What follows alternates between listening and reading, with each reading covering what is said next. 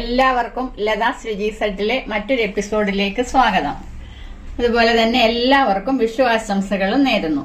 അപ്പൊ ഈ വിഷു ആയതുകൊണ്ട് തന്നെ ഞാൻ ഇന്നിവിടെ ഒരു മധുര പലഹാരമാണ് ഉണ്ടാക്കാൻ പോകുന്നത്. അതിനു വേണ്ടിയിട്ട് ഞാൻ ഗുലാബ് ജാം ആണിന്ന് തയ്യാറാക്കുന്നത്. അപ്പൊ ഈ ഗുലാബ് ജാം ഉണ്ടാക്കുന്നത് ഞാൻ ബ്രെഡ് കൊണ്ടാണ്. ഈ ബ്രെഡ് ഒരു 7 പീസ് ബ്രെഡ് ഞാൻ ഇവിടെ എടുത്തിട്ടുണ്ട്. അതിന്റെ സൈഡൊക്കെ ഒന്ന് കട്ട് ചെയ്തിട്ട് ഞാൻ എടുത്തു വെച്ചിരിക്കുകയാണ്. അപ്പൊ ഇതിന്റെ കൂടെ മറ്റു സാധനങ്ങൾ വേണ്ടുന്ന ഒരു 2 ടേബിൾ സ്പൂൺ പാൽപ്പൊടി ഞാൻ എടുത്തിട്ടുണ്ട്. പിന്നെ 1 കപ്പ് പഞ്ചസാര, ഒരു 1/2 ഗ്ലാസ് പാല്. ഇത്രയും സാധനങ്ങൾ മാത്രം മതി ഈ ഒരു ഗുലാബ് ജാം തയ്യാറാക്കുന്നതിന്. അപ്പൊ നമുക്ക് ആദ്യം ഈ പഞ്ചസാര ഒന്ന് പാനിയാക്കി വെച്ചതിന് ശേഷം ഈ ബ്രെഡ് പൊടിച്ചെടുക്കാം. അപ്പൊ ഈ പഞ്ചസാര ഞാനൊരു പാത്രത്തിലോട്ട് ഇട്ട് കൊടുക്കുകയാണ്. അപ്പം ഈ ഒരു പാത്രത്തിന് തന്നെ നമുക്ക് ഒരു 1.5 കപ്പ് വെള്ളം കൂടെ ചേർത്ത് കൊടുക്കാം. നമ്മൾ ഏത് പാത്രത്തിലാണോ പഞ്ചസാര എടുത്ത് വെച്ചിരിക്കുന്നത് അതേ പാത്രത്തിൽ തന്നെ നമുക്ക് 1.5 ഗ്ലാസ് വെള്ളം കൂടെ ചേർത്തിട്ട് അടുപ്പേ വെച്ചതൊന്ന് പാനിയാക്കി എടുക്കാം.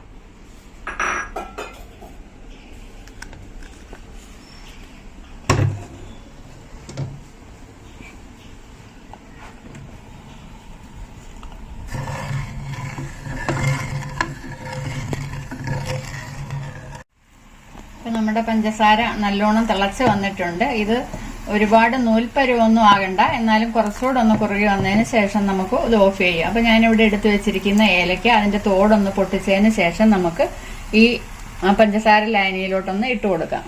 ഈ തോല് പൊട്ടിച്ചിടുമ്പോൾ അതിന് നല്ലൊരു ഫ്ലേവർ കിട്ടും. അതുകൊണ്ടാണ് ഞാൻ ഈ തോല് ഇങ്ങനെ പൊട്ടിച്ചിടുന്നത്.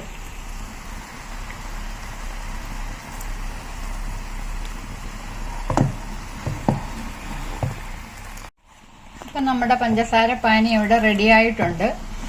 ഈ പഞ്ചസാര പാനി നമ്മൾ റെഡിയാക്കുന്ന സമയത്ത് ഇത് നൂൽപ്പരു, ഞാൻ നേരത്തെ പറഞ്ഞു ഇത് നൂൽപ്പരു ആകാൻ പാടില്ല, എന്നാൽ ഒരുപാട് ലൂസായിട്ടിരിക്കാനും പാടില്ല. ഒന്ന് കുറുകി വരുന്ന ആ ഒരു സമയത്ത് നമ്മൾ ഇത് വാങ്ങി വെക്കണം. ഇപ്പോൾ ഇത് നമുക്ക് വാങ്ങി വെക്കാനുള്ള സമയമായി. ഇതിനി നമുക്കൊന്ന് വാങ്ങി വെക്കാം. ഈ ഒരു പരുവത്തിൽ വേണം നമ്മൾ പഞ്ചസാര പാനി ഉണ്ടാക്കിയെടുക്കാൻ. ഇനി നമുക്കിതൊന്ന് അടച്ചു വെച്ചതിന് ശേഷം ഈ ബ്രെഡ് ഒന്ന് പൊടിച്ചെടുക്കാം.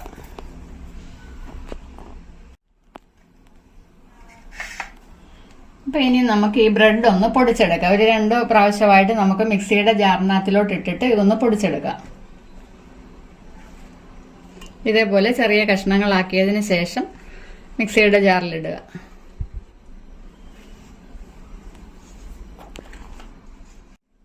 അപ്പൊ നമ്മൾ ഒരു പ്രാവശ്യം അത് പൊടിച്ചെടുത്തിട്ടുണ്ട്. ഇനി ബാക്കിയുള്ളതും കൂടെ നമുക്ക് ഇതേപോലെ ഒന്ന് പൊടിച്ചെടുക്കാം.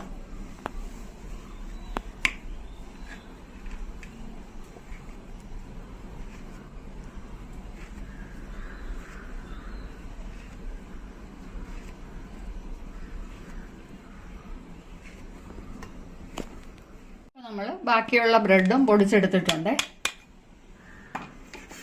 ഇനി നമുക്ക് എടുത്തു വെച്ചിരിക്കുന്ന പാൽപ്പൊടിയും കൂടി ഇതിൻ്റെ കൂടെ ഒന്ന് ചേർത്ത് കൊടുക്കാം.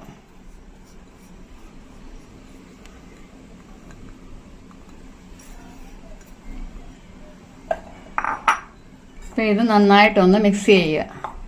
നമ്മുടെ പുട്ടിന്റെ പൊടിയൊക്കെ നനയ്ക്കുന്ന അതേപോലെ തന്നെ ഒന്ന് മിക്സ് ചെയ്ത് കൊടുക്കുക. പാൽപ്പൊടി ചേർത്തില്ലെങ്കിലും കുഴപ്പമൊന്നുമില്ല, പക്ഷെ പാൽപ്പൊടി ചേർത്ത് എടുക്കുമ്പോൾ കുറച്ചുകൂടെ ഒരു ടേസ്റ്റ് കിട്ടും. ഇനി നമുക്ക് എടുത്തു വെച്ചിരിക്കുന്ന പാല്, ഇത്രയും പാല് ഞാൻ എടുത്തു വെച്ചിട്ടുണ്ടെങ്കിലും കുറച്ച് പാല് മാത്രം ചേർത്തിട്ട് കുഴച്ചെടുക്കുക. ഒരുപാട് നനവ് ആകരുത്.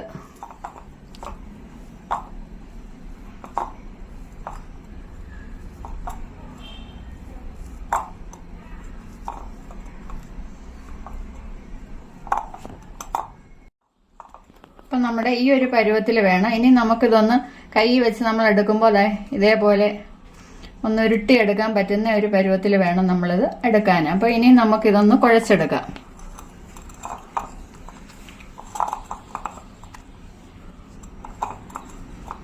ആദ്യം പുട്ടിന്റെ പൊടി നനയ്ക്കുന്നത് പോലെ നനച്ചിട്ടേ നമ്മളിങ്ങനെ കുഴച്ചെടുക്കാൻ പാടുള്ളേ, അല്ലെങ്കിൽ പാലൊഴിക്കുന്ന സമയത്ത് അത് കൂടിപ്പോകും. കൂടിപ്പോയാൽ നമ്മൾ ഗുലാബ് ജാം എണ്ണയ്ക്കകത്തിട്ട് മൂപ്പിക്കുന്ന സമയത്ത് അതിന്റെ ഉള്ളു വേകാതെ ഇരിക്കും. അതുകൊണ്ടാണ് കുറച്ച് പാലൊഴിച്ച് കുഴയ്ക്കണമെന്ന് പറയുന്നത്.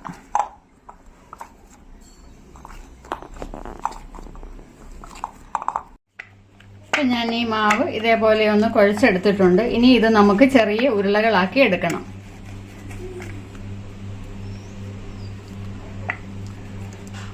ഇതേപോലെ കുറച്ച് എടുത്തതിന് ശേഷം നമ്മുടെ കൈവെള്ളയിലിട്ടിട്ട് ഒന്ന് ഇതേപോലെ റൗണ്ടാക്കി എടുക്കുക.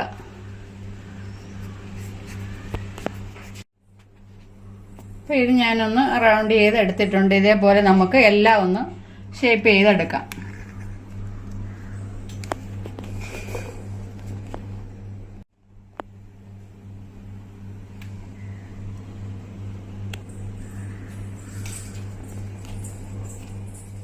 അപ്പം ഞാനിതെല്ലാം ഒന്ന് ഉരുളകളാക്കി എടുത്തിട്ടുണ്ട്. ഇപ്പോൾ ഒരു 10 ഉരുളയാണ് എനിക്ക് കിട്ടിയിരിക്കുന്നത്. ഇനി നമുക്ക് ഒരു പാത്രം അടുപ്പിൽ വെച്ചിട്ട് ഇതൊന്ന് വറുത്തു പോരാം. അതിനായിട്ട് ഞാനിവിടെ ഒരു പാൻ അടുപ്പിൽ വെച്ചിട്ടുണ്ട്. അതിനകത്തിലോട്ട് നമുക്ക് കുറച്ച് ഓയിൽ ഒന്ന് ഒഴിച്ചു കൊടുക്കാം.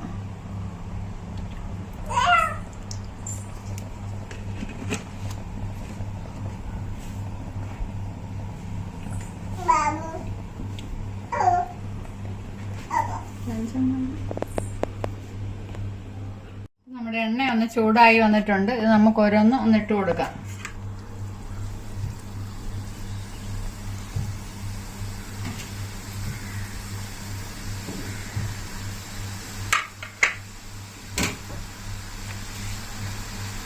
ഇതിപ്പോ എണ്ണ നന്നായിട്ടൊന്ന് ചൂടായിട്ടുണ്ട്. ഇനി നമുക്കതൊന്ന് ലോ ഫ്ലെയിമിലാക്കി കൊടുക്കാം.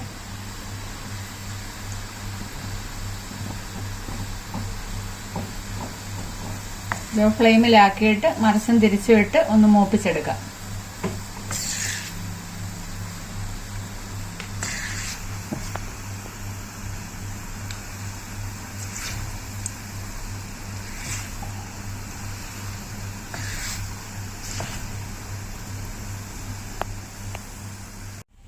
നമ്മുടെ ഈ ഉരുളകളെല്ലാം ഒന്ന് മൂത്ത് വന്നിട്ടുണ്ട്. നമുക്കിനി ഇതൊന്ന് കോരി മാറ്റാം.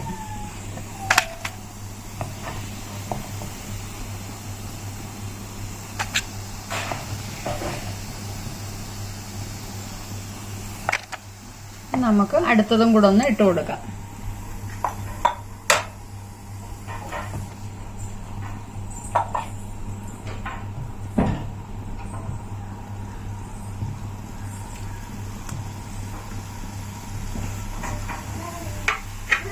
ഇതും കൂടെ നമുക്ക് ഇതേപോലെ ഒന്ന് മൂപ്പിച്ചു പോരാം. അപ്പൊ നമുക്ക് ഇതും ഒന്ന് മൂത്ത് കിട്ടിയിട്ടുണ്ട്. ഇനി നമുക്കിതും കൂടെ ഒന്ന് കോരി മാറ്റാം.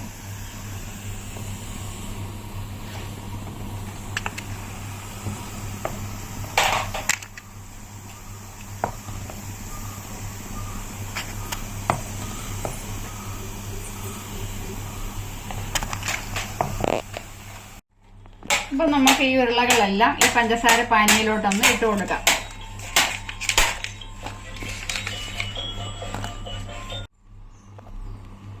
അപ്പൊ നമുക്ക് ഇതൊരു അരമണിക്കൂർ സമയം ഒന്ന് അടച്ച് മൂടി വെച്ചതിന് ശേഷം നമുക്ക് സർവിംഗ് പ്ലേറ്റിലോട്ടൊന്ന് മാറ്റാം. അപ്പൊ നമുക്കിപ്പോ ഇതൊന്ന് മൂടി വെക്കാം. അപ്പൊ നമ്മുടെ ഗുലാബ് ജാം ഞാനിവിടെ ഒരു പാത്രത്തിലോട്ടൊന്ന് സർവ് ചെയ്ത് വെച്ചിട്ടുണ്ട്. അതിൽ നിന്ന് ഞാൻ ഒരു പീസ് എടുക്കുവാണ്. എടുത്തൊന്ന് മുറിച്ച് നോക്കാം. നല്ല ടേസ്റ്റി ആയിട്ടുള്ള നല്ല സോഫ്റ്റ് ആയിട്ടുള്ള ഒരു ഗുലാബ് ജാമാണിത്. എല്ലാവരും ഒന്ന് ട്രൈ ചെയ്ത് നോക്കുക.